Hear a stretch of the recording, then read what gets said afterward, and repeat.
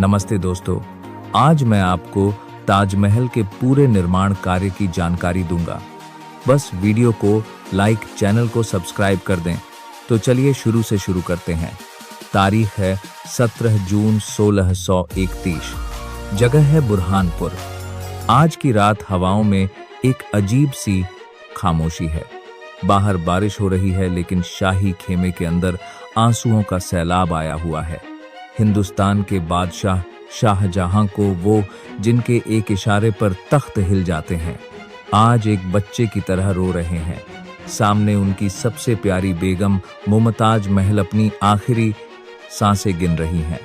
14वें बच्चे गौहर आरा को जन्म देते वक्त उनकी हालत बिगड़ चुकी है।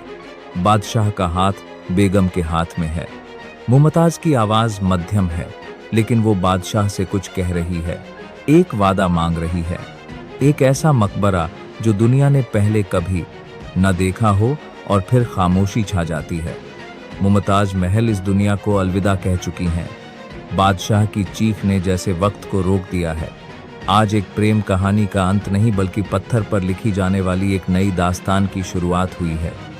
1 साल बीत चुका है और अब हम आगरा में हैं। बादशाह का गम अब एक जुनून बन चुका है।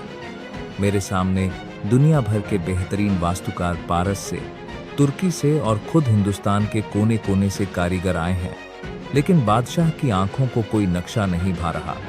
वह कुछ रूहानी चाहते हैं। तभी उस्ताद अहमद लाहौरी आगे बढ़ते हैं। उन्होंने एक खाका तैयार किया है। जैसे ही वह नक्शा मेज पर खुलता है, बादशाह की आंखों में पहली बार एक चमक दिखाई दी है। यह सिर्फ एक इमारत नहीं है, यह जन्नत का एक अक्स है। इसे नाम दिया गया है रोजा ए मुनाव्वर, यानी जगमगाता हुआ मकबरा। लेकिन एक मुश्किल है, यह जमीन यमुना के किनारे की, यह जमीन राजा जय सिंह की है। यह रेतीली है, दलदली है। सवाल यह है कि क्या इतनी भारी इमारत का वजन यह गीली मिट्टी सह पाएगी?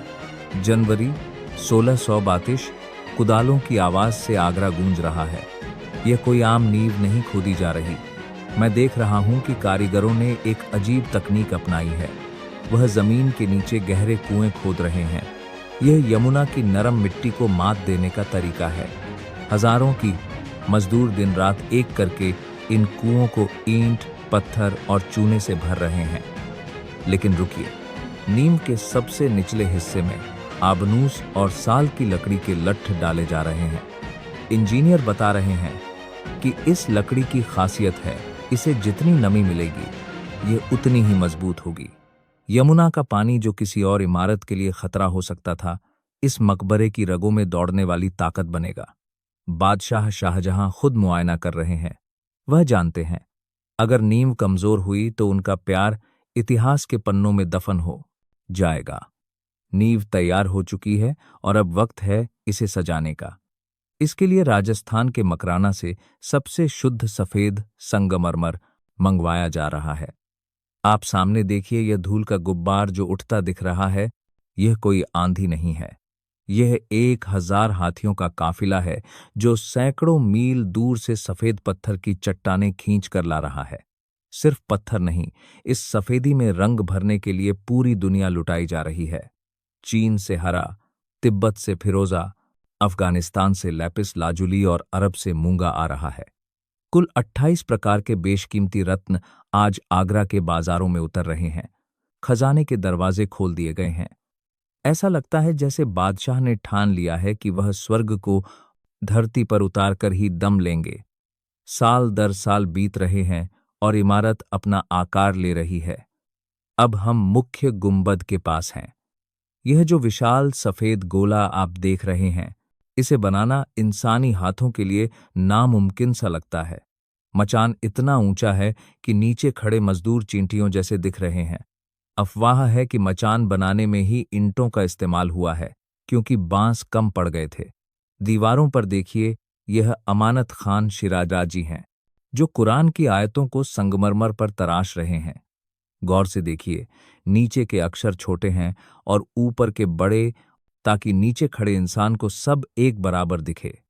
यह विज्ञान और कला का ऐसा जादू है जो मैं अपनी आंखों से देख रहा हूं, लेकिन यकीन करना मुश्किल है।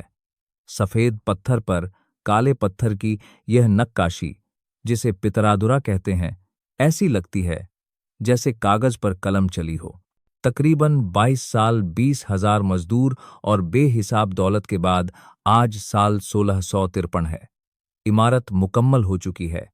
यमुना बह रही है और उसके किनारे खड़ा है ताजमहल। मैं देख रहा हूं बादशाह शाहजहां अब बूढ़े हो चुके हैं। उनकी दाढ़ी सफेद है, कमर झुक गई है। वो जन्नत के इस दरवाजे को निहार रहे हैं। शायद उन्हें सुकून है कि उनका वादा पूरा हुआ। यह सिर्फ पत्थर नहीं है, यह मुमताज महल का रूप है जो हर पहर बदलता है। सुबह गुलाबी, दिन में सफेद और चांदनी रात में सुनहरा। सदियां बीत जाएंगी, सल्तनतें मिट जाएंगी, लेकिन यह गवाह रहेगा कि एक बादशाह ने अपनी बेगम से कितनी मोहब्बत की थी। मैं वक्त का मुसाफिर आज इस अजूबे को बनते देखकर अपनी कलम यहीं रोकता हूं। इतिहास गवाह है और अब आप भी